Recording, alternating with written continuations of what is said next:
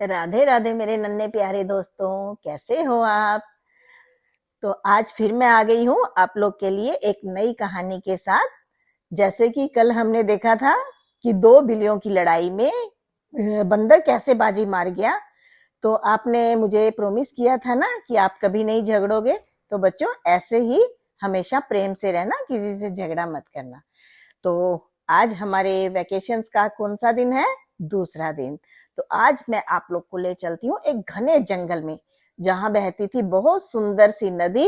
और वहां रहता था एक गोल मटोल प्यारा सा सुंदर सा सफेद रंग का मेमना। और वहां रहता था एक खूंखार और दुष्ट भेड़िया। तो चलिए चलते हैं जंगल की ओर।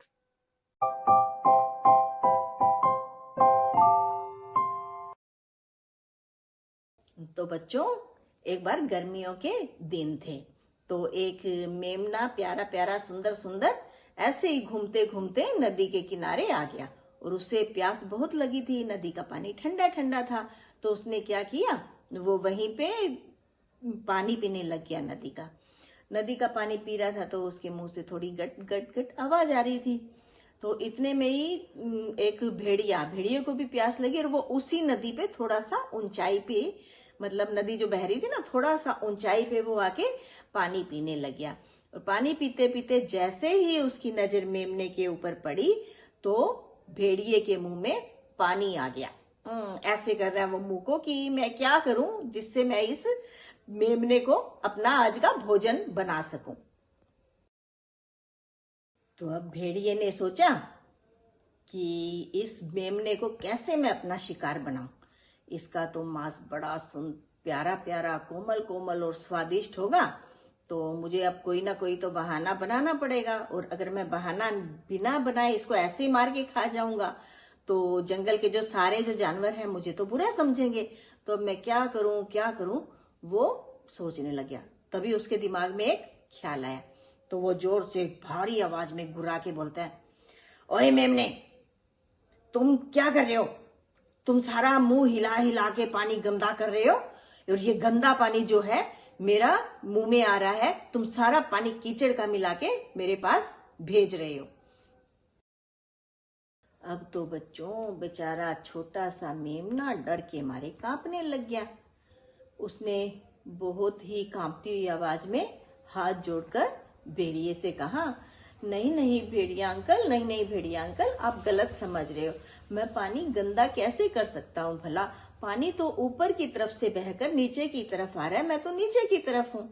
अब भेड़िए ने जब उसकी बात सुनी तो उसे लगा कि हाँ, बात तो सही कह रहा है।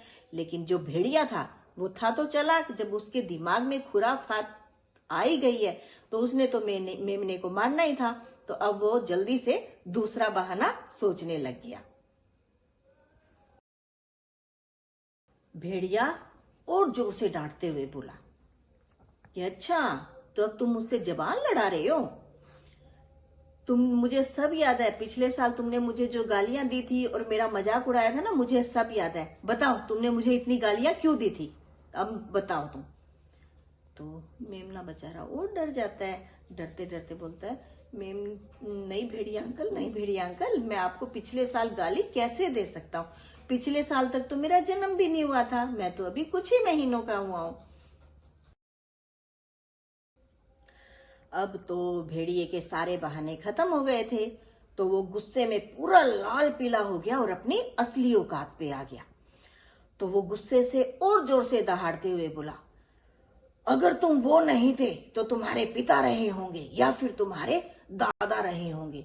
इतना जोर से कहता है और कहता है कि तुम्हें उनके जो अब उन्होंने जो अपमान किया था मेरा, तुम्हें उसका बदला चुकाना होगा। इतना कह के वो जोर से मेमने के ऊपर छलांग लगाता है। मेमने को संभलने तक का मौका नहीं मिलता और दुष्ट भेड़िया उस मेमने को मारकर खा जाता है। तो मेरे प्यारे नन्हे दोस्तों, देखा आपने, उस नन्हे मेमने की कोई गलती नहीं थी। उसने भेड़िए को अपनी हर बात का सही और सच्चा जवाब दिया। लेकिन फिर भी दुष्ट भेड़िए के ऊपर उसकी बात का कोई प्रभाव नहीं पड़ा।